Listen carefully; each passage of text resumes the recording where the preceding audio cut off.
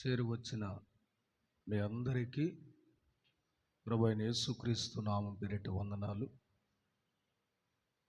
దేవుడు ఉపవాస ప్రార్థనలు ఆశీర్వాదకరంగా జరిగించారు. నిజంగా ప్రతిరోజు దేవుడు ఒక అద్భుతాన్ని, పగలు ప్రార్థనలు, రాత్రి ప్రార్థనలు, వాక్యం ద్వారా దేవుడు అనేకమైన సత్యాలు పలికాడు. స్తోత్రం కలుగునుగాక. నేను నమ్ముతున్నాను, వాక్య ప్రకారము మనం ప్రవర్తించగలిగితే మనకి అసాధ్యమైనదంటూ ఏది కూడా లేదు. స్తుతి కలుగునుగాక. హల్లెలూయా, హల్లెలూయా. మంచిది. ఈరోజు మనం విన్న వాక్యంలో ఆ రోజు మనం ఎక్కడి వరకు విన్నాము? 3 రొట్టెల గురించి. ఆ రొట్టెను వెదకాలి అని అంతవరకు విన్నాం, అంతే కదా? రొట్టెను వెదకాలి, అది సంపూర్ణంగా ఎంతవరకు ఎవరికి అనుగ్రహించబడల. స్తోత్రం కలుగునుగాక. చాలా చక్కగా అక్కడ వరకు బాగా మనకు అర్థమైంది, అంతే కదా? అదే మాట చదవండి. 10వ అధ్యాయము 3వ వచనము, మొదటి సమూయేలు గ్రంథం 10వ అధ్యాయము 3వ వచనం.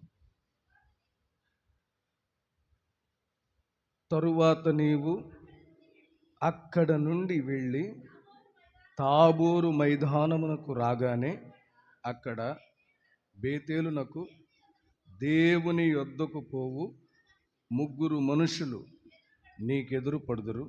ఒకడు 3 మేకపిల్లలను, ఒకడు 3 రొట్టెలను, ఇంకొకడు ద్రాక్షారసపు తిత్తిని మోయిచూ వత్తురు.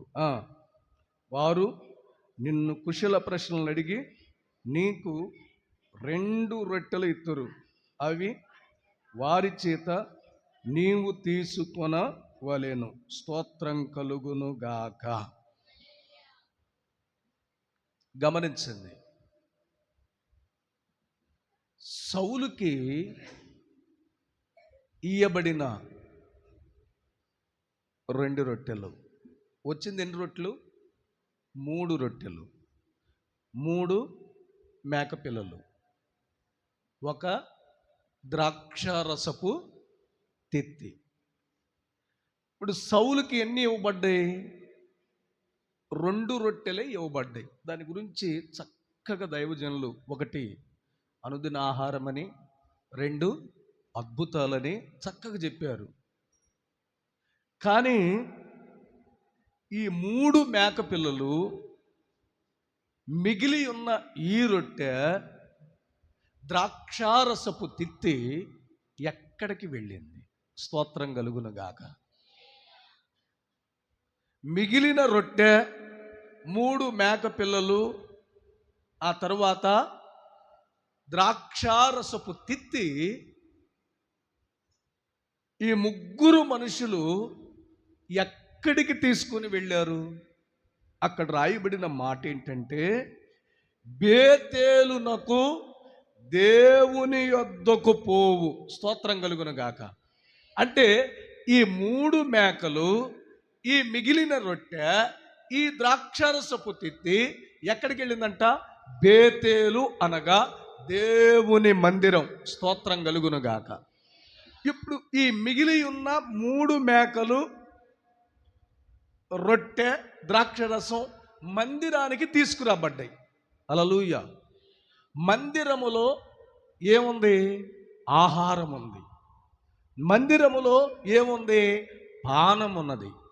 అంటే మందిరమునకు తీసుకురాబడిన ఈ మేకపిల్లలు దేని కొరకు తీసుకురాబడ్డాయి అంటే దహన బలి కొరకు. స్తోత్రం కలుగునుగాక. దేని కొరకండి? మేక పిల్లలు దహన బలి కొరకు తీసుకురాబడ్డాయి.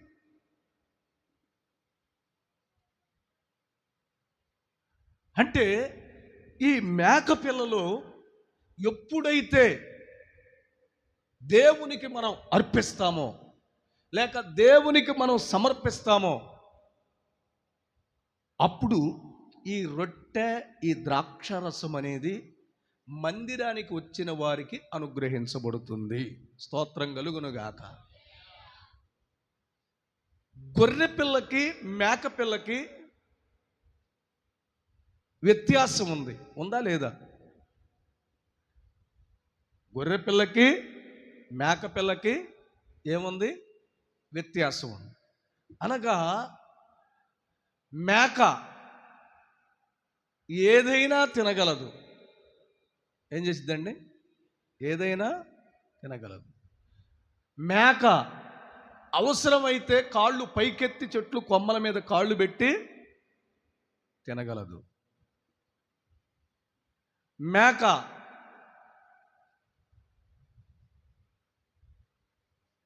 అవి దారిలో వెళుతున్నప్పుడు, మనం వాహనం మీద వెళుతూ ఉన్నప్పుడు, సైకిల్ అయితే బెల్లు కొడితే ఆగిద్ది, బైక్ అయితే హార్న్ మోగిస్తే తప్పించుకునిద్ది. అదే గొర్రెపిల్ల తప్పించుకునిద్దా? హల్లెలూయా.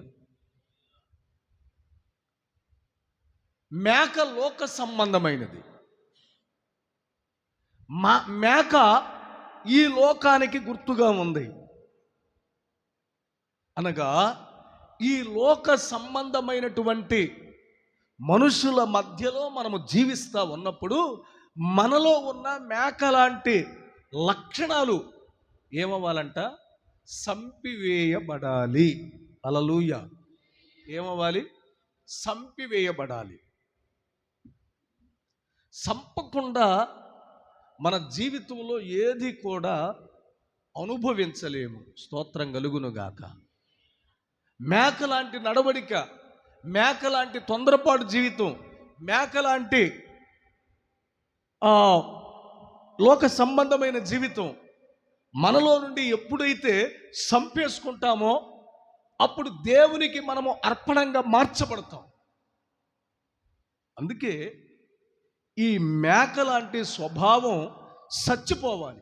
మందిరానికి వస్తున్నాం, వెళుతున్నాం, మందిరానికి వస్తున్నాం, వాక్యం వింటున్నాం, వెళుతున్నాం. ఏదో ఆచార ప్రకారంగా కాదు, ఏదో ఆనవాయితీ ప్రకారంగా కాదు. వచ్చిన మనము తీసివేసుకోవాల్సిన తీసేసుకోవాలి, సంపేసుకోవాల్సిన సంపేసుకోవాలి.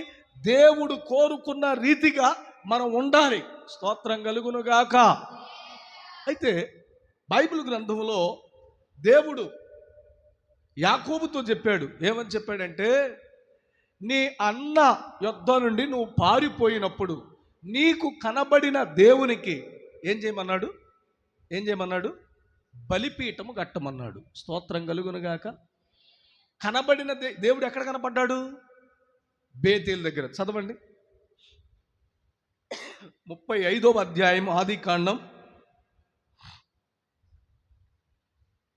35వ అధ్యాయం ఆదికాండం 1వ వచనం.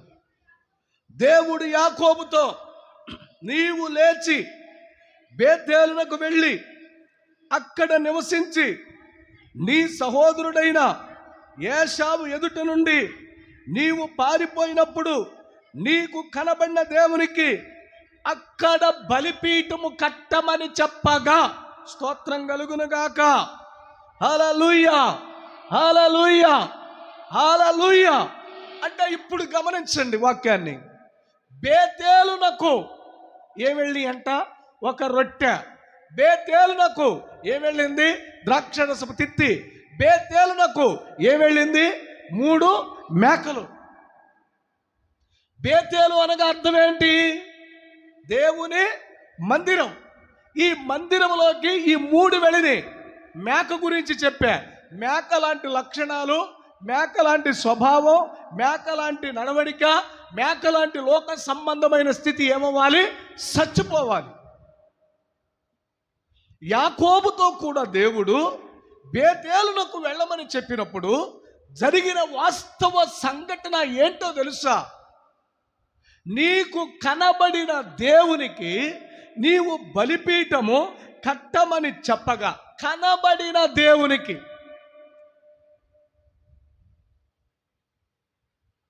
ఏ రోజైతే తన ఇంటి యొద్ద నుండి అన్నకు భయపడి పారిపోయి తన మేనమామ అయిన లాబాను ఇంటికి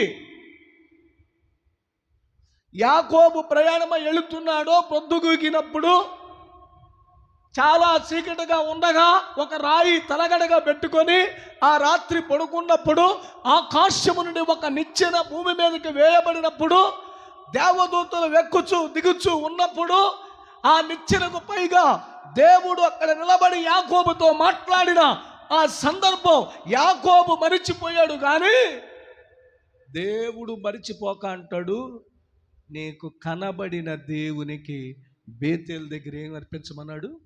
బలిపీఠం కట్టు. స్తోత్రం కలుగునుగాక. ఏం కట్టమన్నాడు? బలిపీఠం. ఇప్పుడు యాకోబు తన ఇంట్లో ఉన్న తన భార్యలకు, దాసీలకు, తమ పిల్లలకు, పనివారికి, అందరికీ కూడా యాకోబు ఈ విధంగా చెబుతున్నాడు. ఏమని చెబుతున్నాడు తెలుసా? యాకోబు తన ఇంటి వారితోనూ తన యొద్దనున్న వారందరితోనూ మీ యొద్దనున్న అన్య దేవతలను పారవేసి ఏం చేయాలంట? బేతేలులో ఉన్న ద్రాక్షరసపు తిత్తి రొట్టె మనకు దొరకాలంటే ఏం పడేయాలి? అన్య దేవతలను పారవేసి మిమ్మును శుచిపరుచుకొని మీ వస్త్రములు మార్చుకోండి. ఏమవ్వాలి? శుద్ధి చేసుకోవాలి, వస్త్రాలు మార్చుకోవాలి. 3 మాటలు చెప్పాడండి. ఒకటి ఏం చేశాడు? అన్య దేవతలు పారవేయమన్నాడు. అన్య దేవతలను ఏం చేయాలి? పారవేయాలి. ఎందుకు అన్య దేవతలను పారేయాలి? అవి కళ్ళుంటాయి, చూడవు. చెవులుంటాయి, వినవు. నోరుంటాయి, మాట్లాడవు. ముక్కుండిద్ది, వాసన చూడవు. చేతులుంటాయి, పనిచేయవు. కాళ్ళుంటాయి, నడవు. వాటి వలన ప్రయోజనము లేదు. వాటిని చేయువారు వాటి వంటి వారు. కనుక వాటి వలన నీ భక్తి దెబ్బతింటుంది, వాటి వలన నీ విశ్వాసం దెబ్బతింటుంది, వాటి వలన నీ పరిశుద్ధత దెబ్బతింటుంది, వాటి వలన నీ కుటుంబం బద్దలైపోతుంది. కనుక వాటిని ఏం చేయాలి? పారవేసి. అన్య దేవతల వలన నీకు కలిగిన అపవిత్రత నీ హృదయానికి పట్టింది, నీ శరీరానికి పట్టింది. రాత్రి చెప్పాను, మన దేవుని అందరితో కలపకూడదు. స్తోత్రం కలుగునుగాక. ఆయన వేరు, మన దేవుడు వేరు. వాళ్ళు వేరు, మన దేవుడు వేరు. కాబట్టి మన దేవుణ్ణి ఎవరితో కూడా కలపకూడదు. అంటే అన్య దేవతల వల్ల వాళ్ళకి ఏం కలిగింది? అపవిత్రత. ఏం కలిగింది? అపవిత్రత. ఆ అపవిత్రత వలన పరిశుద్ధతను కోల్పోయావు. కనుక ఇప్పుడు నీ హృదయం ఏమవ్వాలి? శుద్ధి చేయబడాలి. నీ మనస్సు శుద్ధి చేయబడాలి. నీ ఆలోచన శుద్ధి చేయబడాలి. 3, వస్త్రములను మార్చుకునండి. ఏం మార్చుకోవాలి? వస్త్రాలనగా అర్థం ఏంటి? క్రియలు. హల్లెలూయా. క్రియలు. ఏంటా క్రియలు? మందిరంలోనే ఉంటావు, సమాధానం ఉండదు. మందిరంలోనే ఉంటావు, కలిసే స్వభావం ఉండదు. మందిరంలో ఉంటావు, మాట్లాడే స్వభావం ఉండదు. మందిరంలో ఉంటావు, ఐక్యమత్యత ఉండదు. మందిరంలో ఉంటావు, సహవాసం ఉండదు. అందుకే ఆ క్రియలు ఏమవ్వాలి? సంపేసుకోవాలి. అంటే నీవు ఆ వస్త్రాలను మార్చేసుకోవాలి, ఆ క్రియలను తీసేసుకోవాలి, వాటిని తొలగించుకోవాలి. మార్చుకునండి. మనము లేచి బేతేలునకు వెళుదాం అంటూ, నా శ్రమ దినమున మిచ్చి నేను వెళ్ళిన మార్గంలో తోడయుండిన దేవునికి అక్కడ బలిపీఠము కట్టెదనని చెప్పాడు. స్తోత్రం కలుగును గాక. బేతేలులో ఉన్న రొట్టెను, బేతేలులో ఉన్న ద్రాక్షరసాన్ని ఎవరైనా పొందుకోవాలి అంటే ఆ వ్యక్తి ఏం చేయాలంట? తీసేసుకోవాల్సినవన్నిటిని ఏం చేయాలి? తీసివేయాలి. బేతేల్లో రొట్టె ఉంది, బేతేల్లో ద్రాక్షారసం తిత్తుంది. వాటిని మనం అనుభవించాలంటే, వాటిని మనం సొంతం చేసుకోవాలంటే, అవి మనం భుజించాలంటే, మనలో దేవునికి ఆయాసకరమైన అన్య దేవతలు, దేవునికి ఇష్టము లేని అపవిత్రత, దేవునికి ఇష్టము లేని క్రియలు మనలో ఉన్నాయి. వాటిని తీసేసుకోవాలి. హల్లెలూయా. అవి తీసేసుకోకుండా నీకు ఆ రొట్టె దొరకదు, ఆ ద్రాక్షరసం దొరకదు. స్తోత్రం కలుగును గాక. చాలామంది సిద్ధపాటు లేకుండా బలారాధన తీసుకుంటున్నారు. ప్రభు బలం తీసుకునేటప్పుడు ఎట్లా తీసుకోవాలంటే ఒక పరిశుద్ధత. హల్లెలూయా. ఏం కావాలి? పరిశుద్ధత, ప్రార్థన, భయం ఉండాలి. బలారాధన అంటే ప్రభు శరీరం, అది ప్రభు రక్తం. నువ్వు ప్రార్థన చెయ్యో, నువ్వు బైబిల్ చదవు, నువ్వు క్రమం తప్పుతావు, వచ్చి బలారాధనలో పండుకుంటావు. దానివల్ల నష్టం ఎవరికి? నీకే. హల్లెలూయా, హల్లెలూయా. ఇక్కడ సేవకుడికి ఒక అధికారం ఇచ్చాడు, మీకు తెలుసు తెలియదు. పాపాలు క్షమించే అధికారం దేవుడు సేవకుడికి ఇచ్చాడు. హల్లెలూయా. నీవు ఆశీర్వదించబడాలంటే ఆశీర్వాదాన్ని విడుదల చేసే అధికారం సేవకుడికి ఇచ్చాడు. హల్లెలూయా. సేవకుడు నీ పాపాన్ని క్షమిస్తేనే నీ పాపం క్షమించబడింది. యోహాను సువార్త ఎక్కడుందా రిఫరెన్స్?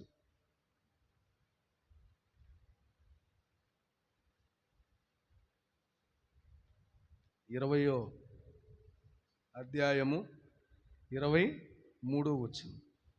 మీరు ఎవరి పాపములు క్షమింతురో అవి వారికి క్షమించబడును, ఎవరి పాపములు మీరు నిలిచి ఉండనిత్తురో అవి నిలిచి ఉండనిత్తురో, ఎవరి పాపములు మీరు నిలిచి ఉండనిత్తురో అవి నిలిచి ఉండునని వారితో స్తోత్రం కలుగును గాక. పాపం క్షమించే అధికారం, పాపం నిలిచి ఉండనిచ్చే అధికారం ఎవరికుంది? ఎవరికుంది? శిష్యులకు ఉంది. స్తోత్రం కలుగును గాక. అంటే సేవకులకి ఉంది. నీ పాపం పోవాలంటే సేవకుడే ప్రార్థన చేయాలి. హల్లెలూయా. సేవకుడు ప్రార్థన చేయాలి. తిరిగి నువ్వు ఆశీర్వదించబడాలన్నా ఎవరు ప్రార్థన చేయాలి? సేవకుడే. గమనించండి, సేవకుడే నిన్ను ఆశీర్వదించాలి. నీ ఇంట్లో సమాధానం రావాలన్నా సేవకుడే. హల్లెలూయా. ఉందా లేదా? చదవండి ఆ మాట కూడా. మత్తయి సువార్త 10వ అధ్యాయం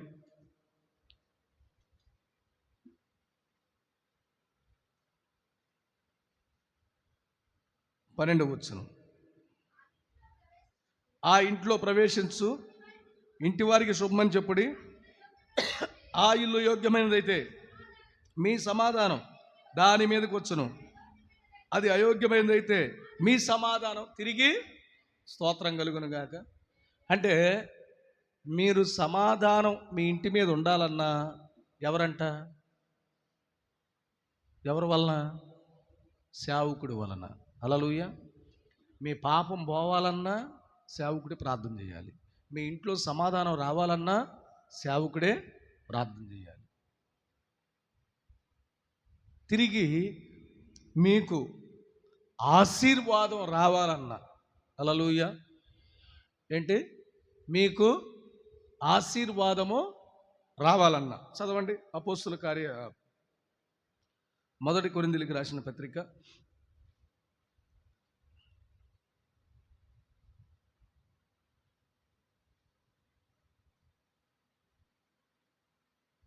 1 కొరింథీయులకు రాసిన పత్రిక 11వ అధ్యాయము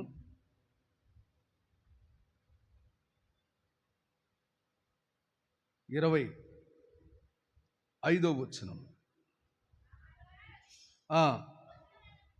భోజనమైన పిమ్మట ఆయన పాత్రను ఎత్తుకొని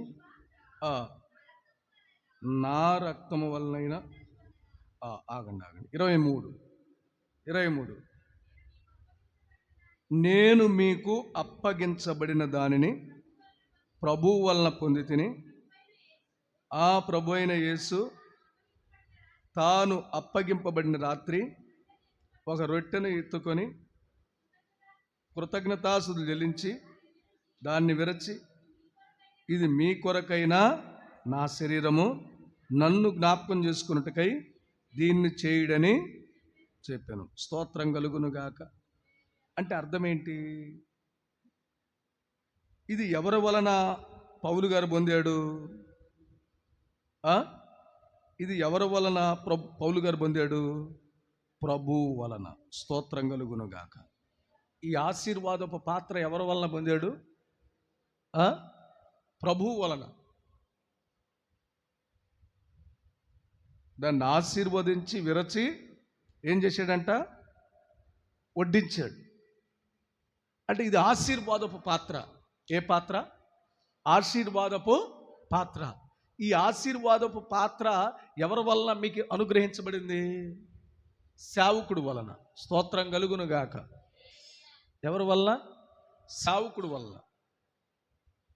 తిరిగి మీరు పరిశుద్ధాత్మను పొందుకోవాలన్నా సేవకుడే. స్తోత్రం కలుగును గాక.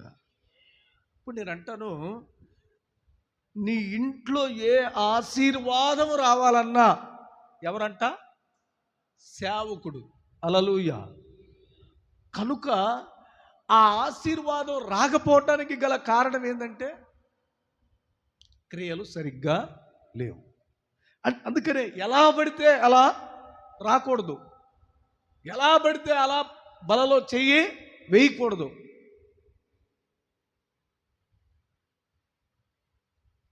ఎలా పడితే అలా తీసుకున్నాం అనుకో, ఆ 11వ అధ్యాయం 28-29 వచనాలు రాయబడి, బలహీనులు, రోగులు కొందరు నశించిపోతున్నారు అని రాయబడి ఉంది. కనుక అందుకనే గమనించండి, నీవు ఎలా పడితే అలా మందిరానికి వచ్చి ప్రభు బలలో చెయ్యకూడదు. హల్లెలూయా. నువ్వు బల తీసుకోకపోయినా పర్వాలా, దేవుడు ఏమనుకోడు. హల్లెలూయా. దేవుడు ఏమనుకోడు. కానీ పరిశుద్ధత కావాలి. హల్లెలూయా. ప్రార్థనలో ఉండాలి, ఉపవాసం ఉండాలి, ఖాళీ కడుపుతో ఆ ఆశీర్వాదపు ఆ యొక్క ఆహారము, ఆ పానము నీ కడుపులోనికి వెళ్ళాలి. అందుకే మందిరానికి వెళ్ళేటప్పుడు యాకోబు ఎలా వెళ్ళాడంట? అన్య దేవతలను పారవేసి తనతో ఉన్నవారు శుద్ధి చేసుకొని వారి వస్త్రాలు మార్చుకొని, ఇప్పుడు ఏం చేశారంట? అక్కడ రాయబడిన మాట, వారు తమ యొద్దనున్న అన్య దేవతలన్నిటినీ తమ చెవులనున్న పోగులను యాకోబుకు అప్పగింపగా, యాకోబు షెకెము దగ్గరున్న మస్తకి వృక్షము క్రింద వాటిని దాచిపెట్టి, వారు ప్రయాణమైపోయినప్పుడు దేవుని భయము వారికి చుట్టూ నున్న పట్టణముల మీద ఉండిన గనక వారు యాకోబు కుమారులను తరమలేదు. స్తోత్రం కలుగును గాక. ఇప్పుడు యాకోబు 6వ వచనంలో ఎక్కడికి వచ్చాడు? బేతేలునకు వచ్చాడు. స్తోత్రం. హల్లెలూయా. ఎక్కడికి వచ్చాడు? బేతేలునకు వచ్చాడు.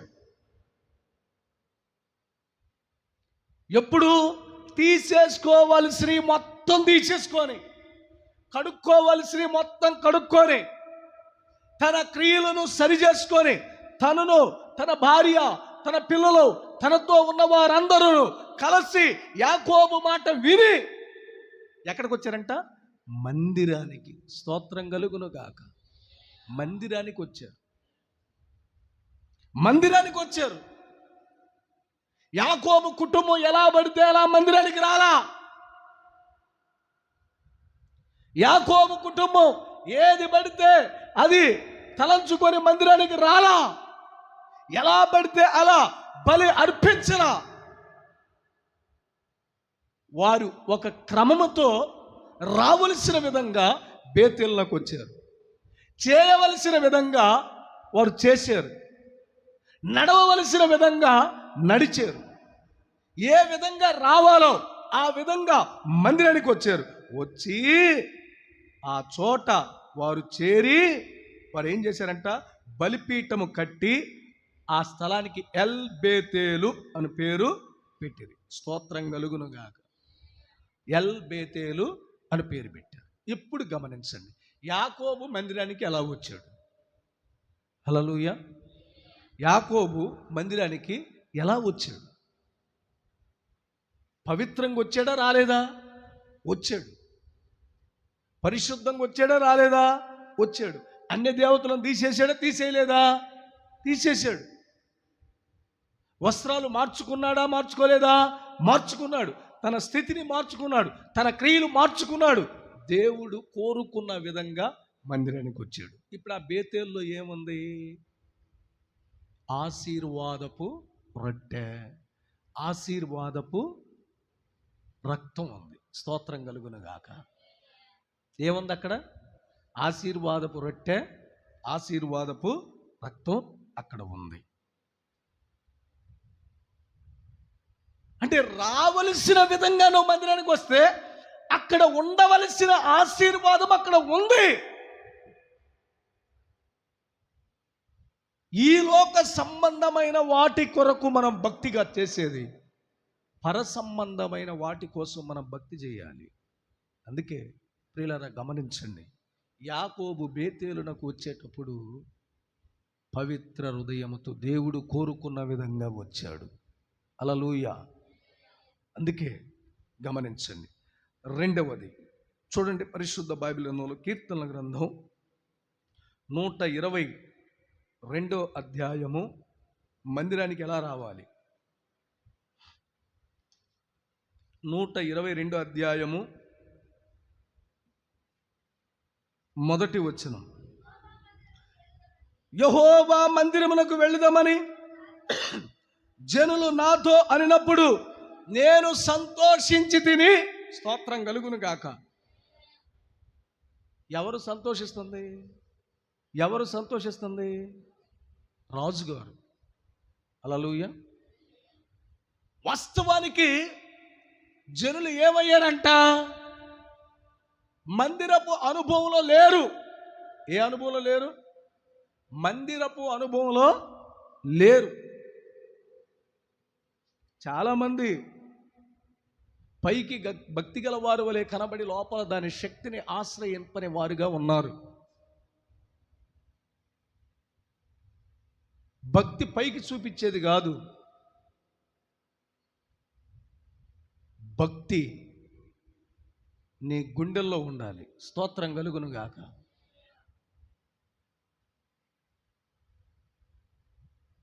గమనించండి,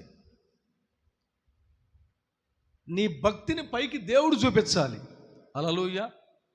ఫలానా వ్యక్తి ఇలా ఉందని దేవుడు చూపిస్తాడు. మనం చూపించుకునేది భక్తి కాదు, మన గురించి దేవుడు చూపించేది భక్తి. హల్లెలూయా.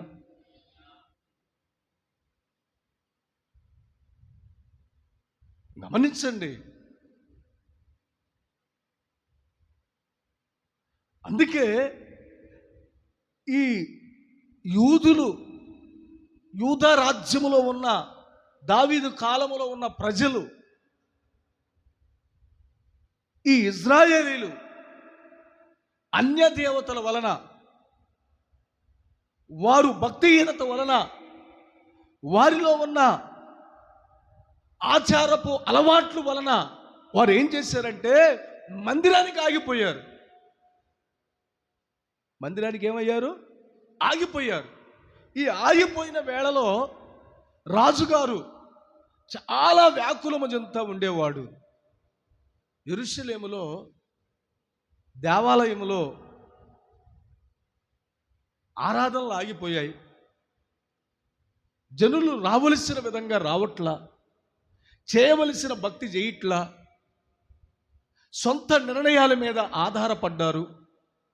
వారు స్వచిత్తాన్ని సొంతం చేసుకొని దేవుని చిత్తానికి దూరంగా ఉన్నారు అని ఈ రాజుగారు ఎప్పుడు కూడా దేవుణ్ణి అడుగుతూ ఉండేవాడు. ఎప్పుడు దేవుణ్ణి అడుగుతూ ఉండేవాడు. అందుకే ఈ రాజు ఇప్పుడు దైవజనుని సమక్షములో ఉన్నాడు. స్తోత్రం కలుగును గాక. అక్కడ యాకోబు దేవుడు కోరుకున్న విధంగా మందిరంలోకి వచ్చాడు.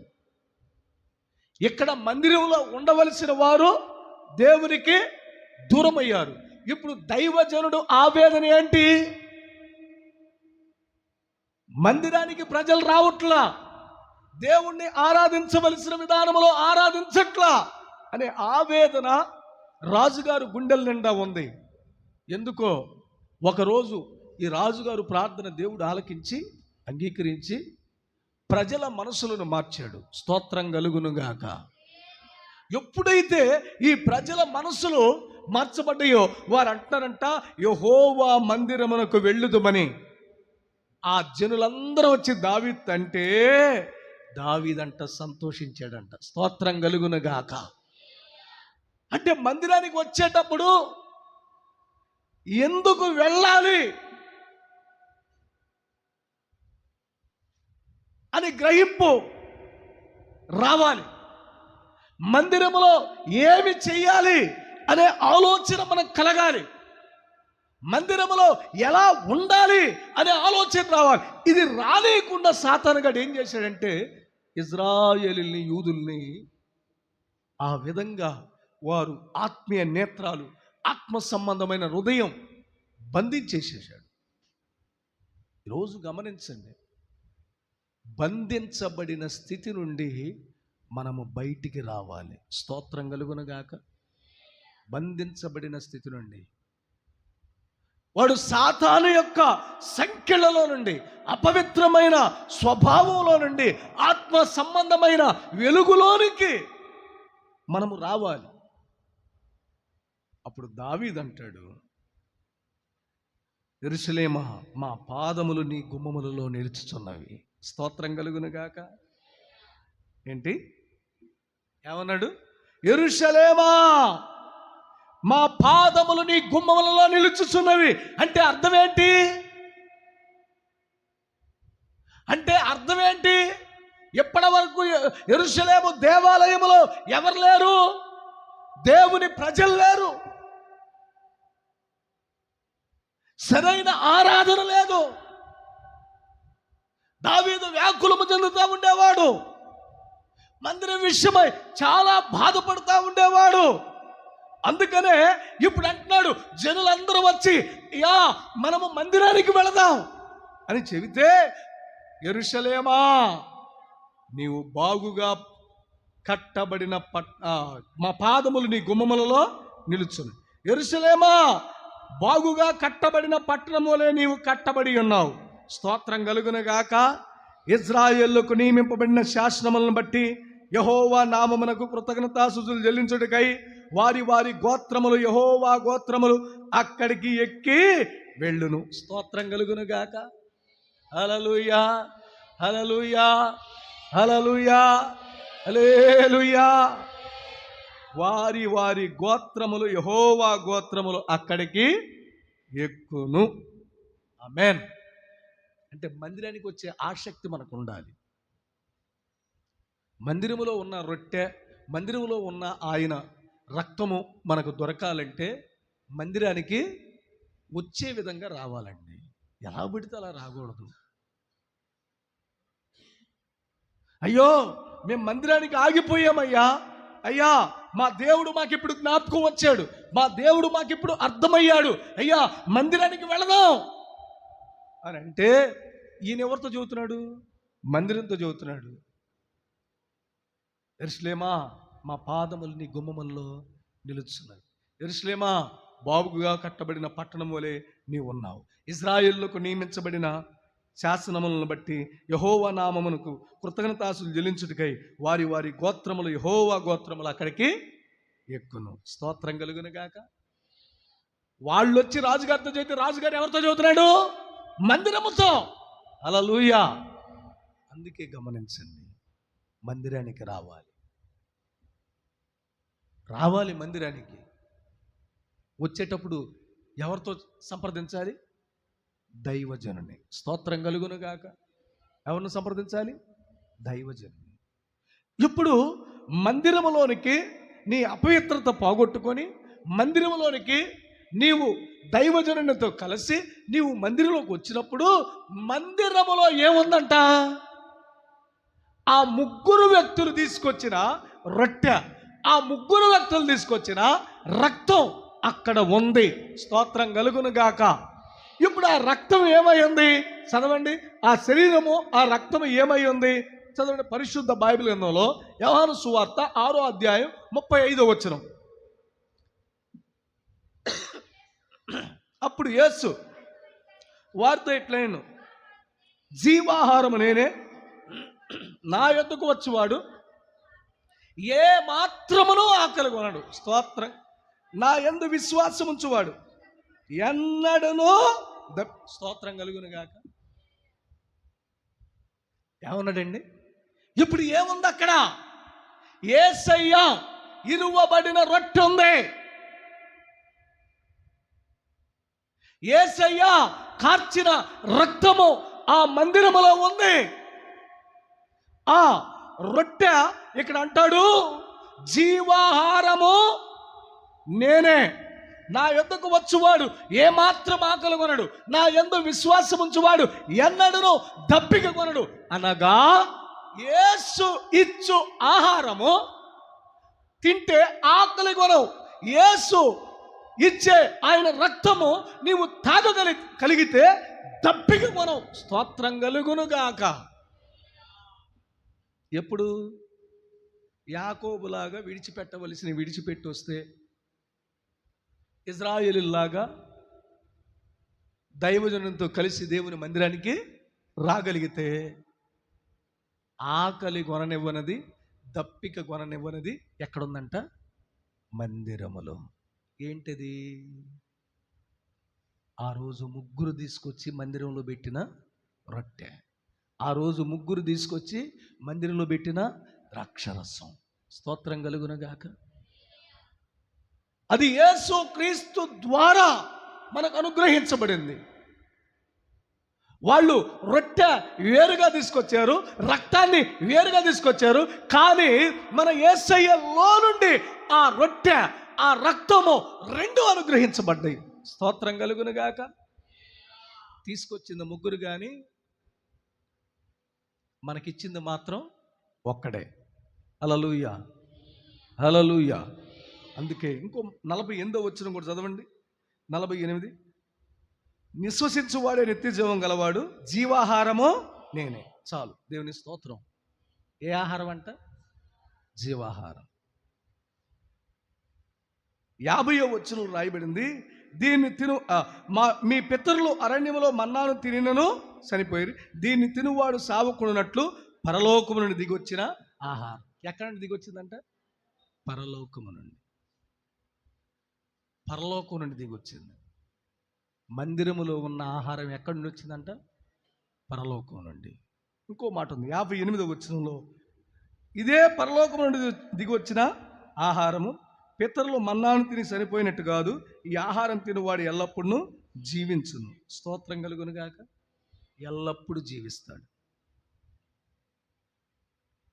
జీవించుచున్నావన్న పేరు ఉన్నది, మృతుడవే నీవు మృతుడవే. జీవించుచున్నావన్న పేరు ఉన్నది, మృతుడవే నీవు మృతుడవే. ఏ దినమో ఏ గడియో ప్రభు రాకడ ఎరుగవురా, దొంగవలే వచ్చేదనని అల్లాడు. ఏ దినమో ఏ గడియో ప్రభు రాకడ తెలియదురా, దొంగవలే వచ్చేదనని అల్లాడు. వాని వాని క్రియల చొప్పున జీతమిచ్చేదనల్లాడు. వాని వాని క్రియల చొప్పున జీతమిచ్చేద నాడు. యేసు అన్న మాటను మరువబోకుమురన్నా, యేసు అన్న మాటను మరువబోకుమురన్నా. జీవించుతున్నవన్న పేరు ఉన్నది, మృతుడవే నీవు మృతుడవే. జీవించుచున్నవన్న పేరు ఉన్నది, మృతుడవే నీవు మృతుడవే. హల్లెలూయా. అంటే వాని వాని క్రియల చొప్పున జీతం ఇస్తాడు. ఒకరోజు ఏం చేస్తాడంట? అయితే ఇది ఇది ఆకలి గొననివ్వని ఆహారం. 2 దప్పిక గొననివ్వని పానం. ఆకలి గొనడు, దప్పిక గొనడు. 2 ఇది పరలోకము నుండి వచ్చింది, పరలోకం నుండి వచ్చిన జీవాహారం. 3 ఇది ఈ ఆహారం తినువాడు ఎల్లప్పుడూ నువ్వు జీవిస్తాడు. స్తోత్రం కలుగునుగాక. ఎల్లప్పుడు ఏం చేస్తాడంట? జీవిస్తాడు. 55వ వచనంలో రాయబడింది, నా శరీరము నిజమైన ఆహారం, నా రక్తము నిజమైన పానమునైనది అంటూ అంటాడు. నా శరీరము తిని నా రక్తము త్రాగువాడు నాయందు నేనును వానియందు నిలిచి ఉంది. స్తోత్రం కలుగును గాక. మనిషి కుమారుని రక్తము త్రాగితేనే, మనిషి కుమారుని శరీరము తింటేనే నిత్య జీవం. దీని కొరకు మనం ప్రాకులాడాలి. ఇది మందిరములో ఉంది, ఇది యేసయ్య ద్వారా అనుగ్రహించబడుతుంది. దాని కొరకు మనం ప్రయాసపడాలి. హల్లెలూయా. దేని కొరకు ప్రయాసపడాలి? ఈ యేసయ్య ఇచ్చే మందిరంలో ఉన్న ఆహారం కొరకు ప్రయాసపడాలి. ప్రయాసపడకుండా మనోళ్ళు చేస్తున్న పని ఏంటో తెలుసా? క్షయమైన ఆహారం కోసం. చదవండి 6:27 యోహాను సువార్త. క్షయమైన ఆహారము కొరకు కష్టపడకుడి గాని నిత్య జీవము కలుగజేయు నిత్య జీవం కలుగజేయు అక్షయమైన ఆహారము కొరకు కష్టపడుడి. హల్లెలూయా. ఇప్పుడు మనుషులు దేని కొరకు కష్టపడుతున్నారు? క్షయమైనది అంటే, క్షయమైనది అంటే నశించిపోయేది. హల్లెలూయా. ఎలాంటిది?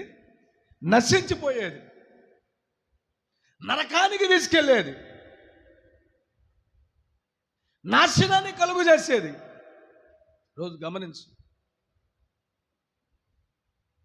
ఒకప్పుడు చక్కగా వైట్ రైస్ తిని 4 కూరలు తిని బాగా స్ట్రాంగ్గా ఉండేవారు. ఇప్పుడు మాంసం లేకపోతే ఏమవుతుంది?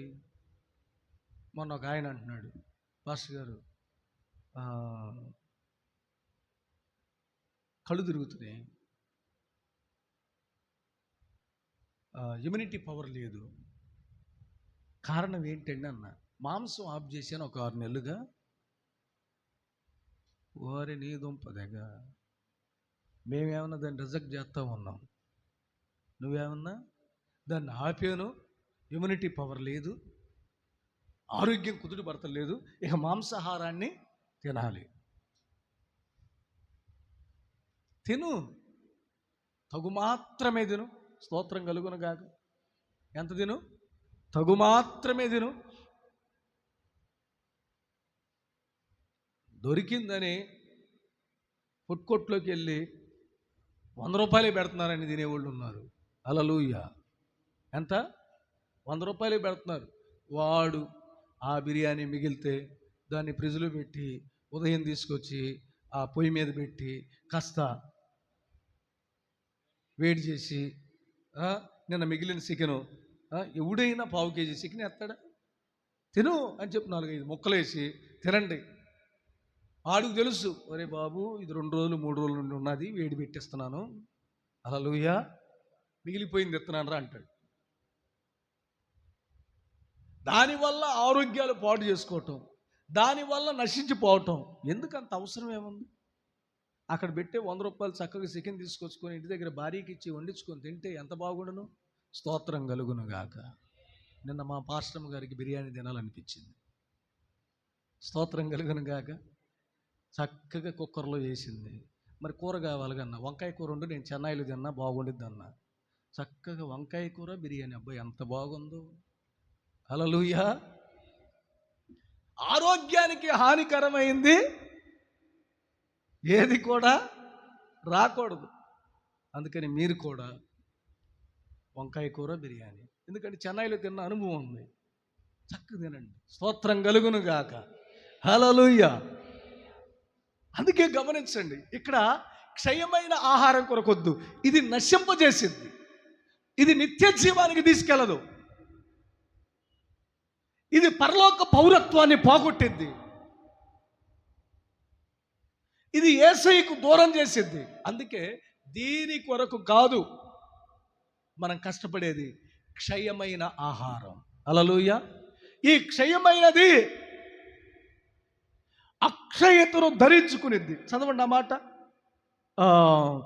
కొరింథీయులకు రాసిన మొదటి పత్రిక 15వ అధ్యాయం 53వ వచనం. 15వ అధ్యాయం 53వ వచనం. క్షయమైన ఈ శరీరము అక్షయతను ధరించుకొనవలసి ఉన్నది, మత్యమైన ఈ శరీరము అమత్యతను ధరించుకొనవలసి ఉన్నది. ఈ క్షయమైనది అక్షయతను ధరించుకున్నప్పుడు, మధ్యమైనది అమత్యతను ధరించుకున్నప్పుడు విజయము మరణమును మృంగివేసెను. స్తోత్రం కలుగును గాక. అంటే నువ్వు క్షయమైనదిగా విత్తబడ్డావు, కానీ అక్షయమైనదిగా నువ్వు మార్చబడాలి. ఈ అక్షయమైనది ఏం ధరించుకుందంట? అమర్త్యతను ధరించుకున్నది. అలాంటప్పుడు విజయం ఎక్కడుందంట? విజయం ఏం చేసింది? మరణాన్ని మింగేసింది. నువ్వు నశించిపోకుండా నీ నాశనాన్ని కలుగు చేయి మరణం ఏదో దాన్ని దూరం చేసింది అక్షయత. హల్లెలూయా, హల్లెలూయా, హల్లెలూయా. అందుకే పేతురు గారు అంటాడు, మొదటి పేతురు రాసిన పత్రిక 1వ అధ్యాయం 4వ వచనం చదవండి.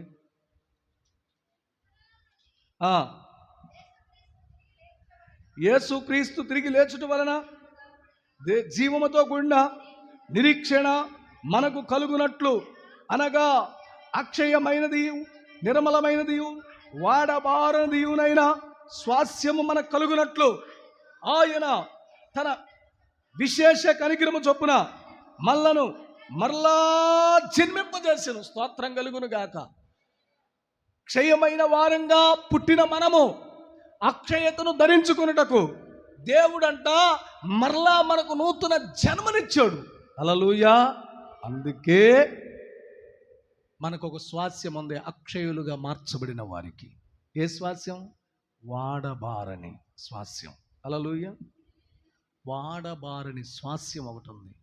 ఆ స్వాస్యాన్ని మనం పొందుకోవాలి అంటే క్షయమైన దాని కొరకు మనం కష్టపడకూడదు, క్షయమైన దాన్ని మనం వెత్తకూడదు, క్షయమైన దాని కొరకు మనం ప్రయాసపడకూడదు. ఈ క్షయమైన ఈ శరీరం అక్షయతను ధరించుకోవాలి. హల్లెలూయా. ఎప్పుడైతే ధరించుకుంటామో విజయము మరణాన్ని మింగివేసింది. మరణాన్ని విజయం ఎప్పుడు మింగేసిందో ఆ మందిరములో ఉన్న ఆ రొట్టె, ఆ ద్రాక్షరసాన్ని మనం సంపూర్ణంగా తిని తాగగలం. హల్లెలూయా. హల్లెలూయా. ఆ రొట్టె మనకు దొరకాలంటే ఒకటేం చేయాలి? విడిచిపెట్టవలసినవి విడిచిపెట్టి మందిరానికి రావాలి. 2, దైవజనునితో కలిసి మందిరానికి రావాలి. వచ్చిన మన కొరకు మందిరములో జీవాహారం ఉంది. ఇది పరలోకము నుండి వచ్చినది. ఆకలి కొనడు, దప్పిక కొనడు. ఇది ఎల్లప్పుడూ జీవింపజేసేది. ఈ ఆహారం దేవుడు మనకి మందిరంలో ఉంచాడు. హల్లెలూయా. ఎక్కడుంది ఈ ఆహారం? మందిరం. దీని కొరకు మారు మనసు, దీని కొరకు పాప క్షమాపణ, దీని కొరకు బాప్తిసం పొంది ఈ ఆహారం తినండి. హల్లెలూయా. ఈ ఆహారం తినండి. ఇది తినువాడు ఎన్నడను మరణము నొందడు. స్తోత్రం కలుగును గాక. జీవింపజేసే ఆహారం, బ్రతికించే ఆహారం, నిత్యత్వానికి తీసుకెళ్లే ఆహారం మందిరములో ఉంది. ఈ ఆహారం సౌలుకు అనుగ్రహించబడలా, కానీ మనకు అనుగ్రహించబడింది. హల్లెలూయా. మనకి అనుగ్రహించబడింది. అందుకే ఈ ఆహారం తినేటప్పుడు ఎలా పడితే అలా తినొద్దు. పరిశుద్ధత, ప్రార్థన, విశ్వాసం, దైవ భయం కలిగి మీరు తినండి. ఎవరైనా ఈ ఆహారం కోసం కావాలంటే లోకాన్ని విడిచిపెట్టాలి, పాపాన్ని విడిచిపెట్టాలి, లోకాశలు విడిచిపెట్టాలి, సమస్తాన్ని విసర్జించాలి. ప్రభువు కొరకు నిన్ను నీవు త్యాగమైపోవాలి. అట్టి కృప నా దేవుడు మీకు ఇచ్చును గాక. ఆమేన్. అందరూ కూడా తల్ల వంచండి. ఈ ఆహారమే కదా ప్రభువు మనకిచ్చింది. దీనిలో జీవం ఉంది. ఇది దప్పిక కొననివ్వండి, ఆకలి కొననివ్వండి. ఇది పరలోకం నుండి వచ్చింది. ఎల్లప్పుడూ జీవింపజేసేది, ఎల్లప్పుడూ జీవింపజేసేది. మరణము సైతం మింగివేసేది ఈ ఆహారం ప్రభు మనకిచ్చాడు. ఇదే ఆ ముగ్గురు వ్యక్తులు, తండ్రి, కుమార, పరిశుద్ధాత్మ. తండ్రి, కుమార, పరిశుద్ధాత్మ తీసుకొచ్చి మందిరంలో పెట్టారు, బేతేల్లో ఈ ఆహారాన్ని. ఇప్పుడు మందిరంలో ఈ ఆహారం ఉంది. ఈ ఆహారం నాకు దయచే ప్రభువా. ఎలా పడితే అలా నేను తినకూడదు ప్రభువా. ఎలా పడితే అలా పాల్గొనకూడదు అయ్యా. పరిశుద్ధ జీవితం మాకు దయచే. యాకోబులాగా విడిచిపెట్టాల్సింది విడిచిపెట్టాలి. 2, దైవజనంతో కలిసి రావాలి. 3, ఈ ఆహారం నీకు అనుగ్రహించబడుతుంది. క్షయమైనది కాదు ఇది అక్షయమైనది. ఇది మత్యమైనది కాదు, అమత్యము కలిగినది. ఇది అపజయాలు పాలు చేసేది కాదు, విజయాన్ని ఇవ్వడానికి నీ మరణ శాసనాన్ని మృంగివేయగలిగింది. ఈరోజు ఇది మందిరంలో ఉంది. ఈ ఆహారం నీకు కావాలంటే ఇంకా నువ్వు బాప్తిసం పొందలేదా? బాప్తిసం పొందు. ఈ ఆహారం నీకు ఇవ్వబడుతుంది.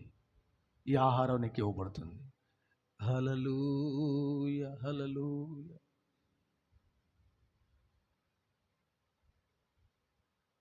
నీ చేతిలో రొట్టెను నేనయ్యా, వీరువు యేసయ్యా.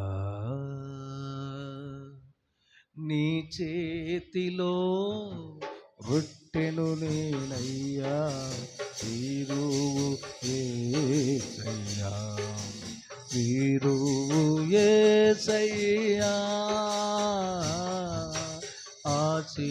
ఆశీర్వదించు యేసయ్యా, వీరువు యేసయ్యా. ఆశీర్వదించు యేసయ్యా. నీ చేతిలో రొట్టెను నేనయ్యా, వీరువు యేసయ్యా. హింసకుడు హానికరుడైన సౌలును పిలచితివే,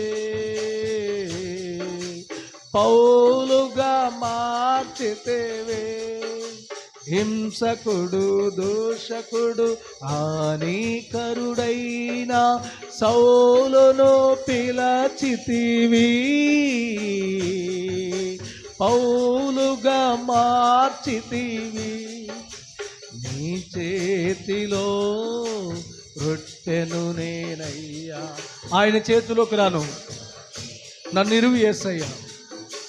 నీ చేతిలో రొట్టెను నేనయ్యా, వీరువు యేసయ్యా.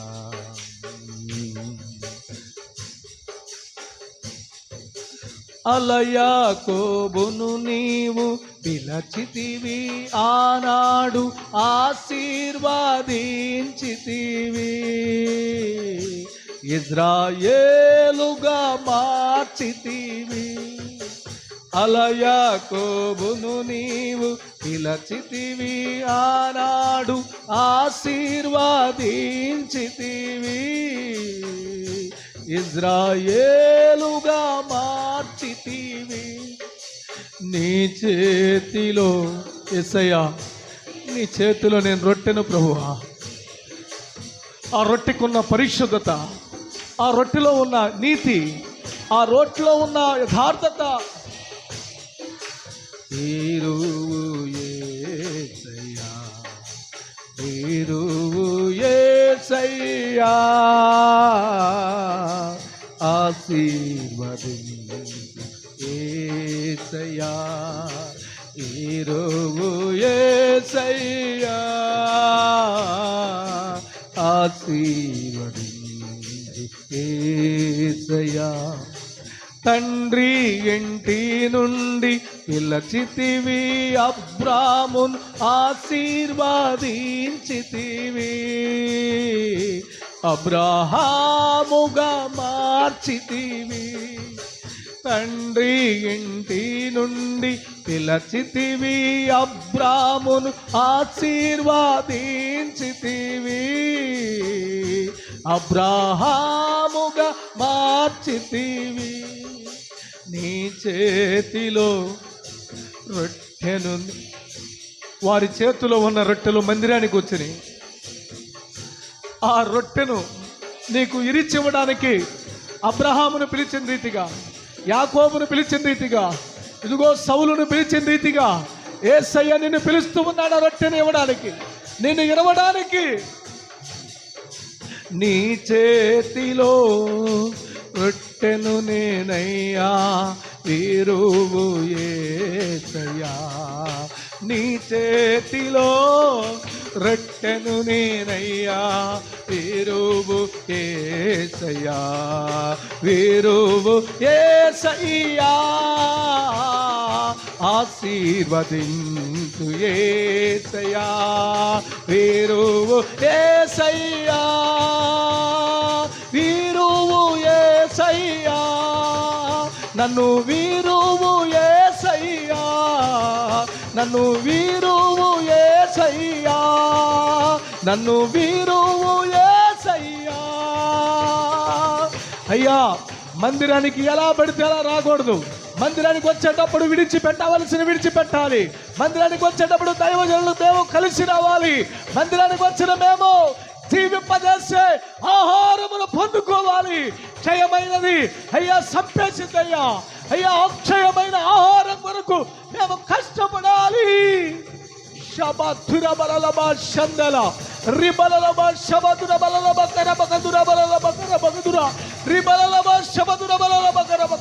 పరిశుద్ధాత్మను సంఘమును ఆవరించండి, అంగమును ఆత్మతో నింపండి. క్షయమైన ఆహారము కొరకు కాదు, అక్షయమైన ఆహారం, అక్షయమైన ఆహారం, అక్షయమైన ఆహారం పరలోకము నుండి వచ్చింది. నిత్య జీవంతో కూడింది, ఎల్లప్పుడూ జీవింపజేసేది. ఆహారము నాకు ఇవ్వయ్యా, ఆహారంగా మమ్మల్ని మార్చయ్యా, ఆహారం మాకు ఇవ్వయ్యా. ఓ హల్లెలూయా, హల్లెలూయా. ప్రియ సహోదరి సహోదరుడా, యాకోబులాగా విడిచిపెట్టే అనుభవంలో ఉన్నావా? ఇజ్రాయేలులాగా దైవజనుతో కలిసి మందిరానికి వెళ్ళే అనుభవంలో ఉన్నావా? నువ్వుంటే పరలోకం నుండి వచ్చిన ఆహారం జీవాహారం అది తినువాడు ఆకలి కొనడు, దప్పి కొనడు. అది తినువాడు అంత్య దినమున లేపబడతాడు. అది తినువాడు ఎల్లప్పుడూ జీవిస్తాడు. క్షయమైన దాని కొరకు సౌలు క్షయమైందే ఇవ్వబడింది. అందుకనే రాజ్యమును పోగొట్టుకున్నాడు. బైబిల్ చరిత్రలో చరిత్రహీనుడిగా మిగిలిపోయాడు. క్షయమైంది కాదు మనకు కావాల్సింది, అక్షయమైంది. సౌలుకి ఇవ్వబడింది క్షయమైనది, మనకి ఇవ్వబడింది అక్షయమైనది. నువ్వు సౌలుకి ఇవ్వబడిన ఆహారం కొరకు, అద్భుతాలు అందిన ఆహారం కొరకు ఇష్టపడుతున్నావా? ఎల్లప్పుడూ జీవింపజేసే ఆహారమైన యేసు రక్తము కొరకు నువ్వు ఇష్టపడుతున్నావా? దేని కొరకు నీ ప్రయాస? దేని కొరకు నీ ప్రాకులాట? దేని కొరకు? దేవుని మీద ఆధారపడు. మందిరములో ఉంది విడిచిపెట్టబడిన రొట్టె, విడిచిపెట్టబడిన రక్తం. అది నిన్ను సూచిస్తూ ఉంది. ఆ రక్తము నాకు కావాలి. ప్రార్థన చేసుకుందాం. ప్రేరేపణ గలవారు ఒకరు ప్రార్థించి